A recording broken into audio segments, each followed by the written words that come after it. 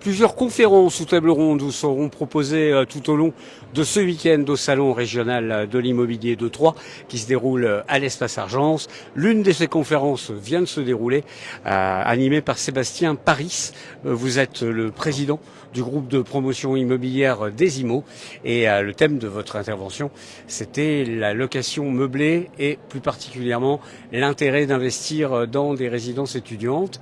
La location en meublé dans des résidences dédiées aux étudiants et aux seniors, c'est quelque chose qui a de plus en plus de succès, semble-t-il.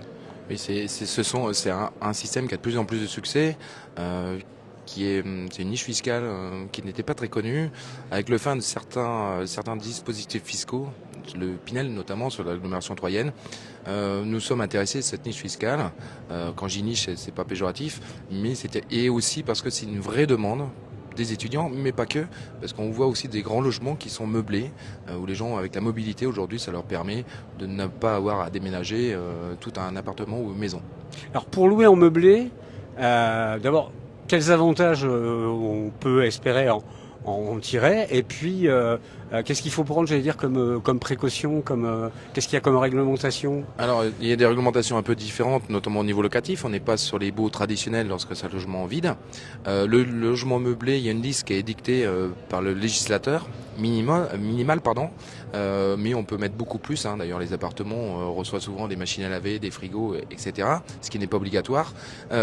Après, en fiscalité, il y a un intérêt parce que on sort des revenus fonciers traditionnels, pour ceux qui connaissent, en fiscalité immobilière traditionnelle. Donc on peut amortir son bien sur plusieurs années, plusieurs dizaines d'années, et qui permet de ne pas avoir d'imposition complémentaire. C'est ce qu'on appelle le statut loueur en meublé non professionnel, mais qui est limité chaque année en termes de montant des loyers encaissés. Voilà, on est limité à 23 000 euros dans cette niche-là, oui, effectivement. Et ça, ça correspond à beaucoup de... Non, c'est très peu, parce qu'un studio traditionnel sur 3, par exemple, pour ce que je connais, on est à peu près sur un encaissement de loyer de 4 600 euros. Donc il faudrait avoir 7-8 studios pour passer au-dessus. Et là, on passerait en loueur meublé professionnel, ce qui est aussi avantageux, mais on a un autre régime, et là, c'est une entreprise. En termes de prix d'achat, oui. Je crois que c'est quand même moins cher qu'un logement ancien ou neuf, non meublé, on va dire. Non. C'est pas moins cher ? C'est pas moins cher. Enfin, parce que généralement, ce sont des petites surfaces. Ah, c'est moins cher en enveloppe, oui, bien entendu. Voilà, l'enveloppe financière moins chère. Après, c'est vrai que moi, je parle souvent au prix au mètre carré, c'est mon métier. Mais un studio coûte plus cher à construire qu'un grand logement parce que il y a une porte palière de la même façon. Mais c'est moins cher en enveloppe, et c'est aussi pour ça qu'il y a de la réussite localement, parce que on est sur des enveloppes grosso modo de 80 000 euros. Je dirais que la population, cette façon de pyramidale, peut accéder à l'investissement locatif dans du neuf. On peut trouver moins cher dans l'ancien, mais ça reste de l'ancien.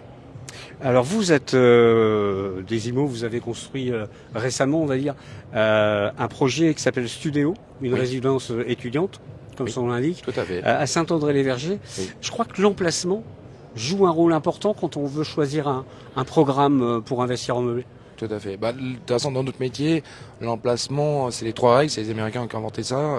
Emplacement, emplacement et emplacement.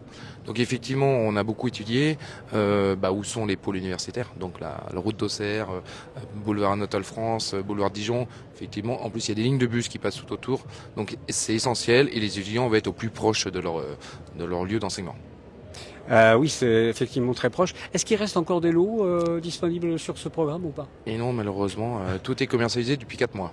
D'accord. Et est-ce qu'il y a d'autres projets Oui, on a un projet qui arrive d'ici quelques semaines, qui s'appelle la résidence Mira, qui va se situer sur la rue Anatole France, donc en face de la résidence Oméga 2 que nous avons construit il y a 2-3 ans, où on a déjà un engouement certain parce qu'on a une liste d'attente d'acquéreurs potentiels. Voilà, c'est pour ça. Et puis on sait aussi que nos résidences sont remplies à 100%. Donc c'est pour ça aussi qu'on sait que lorsqu'on vend un produit investisseur, après le prix c'est le prix, mais on sait qu'ils ont une certitude d'avoir un logement qui va être loué. Et pour avoir encore plus d'infos, il faut venir voir les équipes de Desimo. Vous avez un stand au Salon régional de l'immobilier à l'Espace Argence d'ici dimanche soir.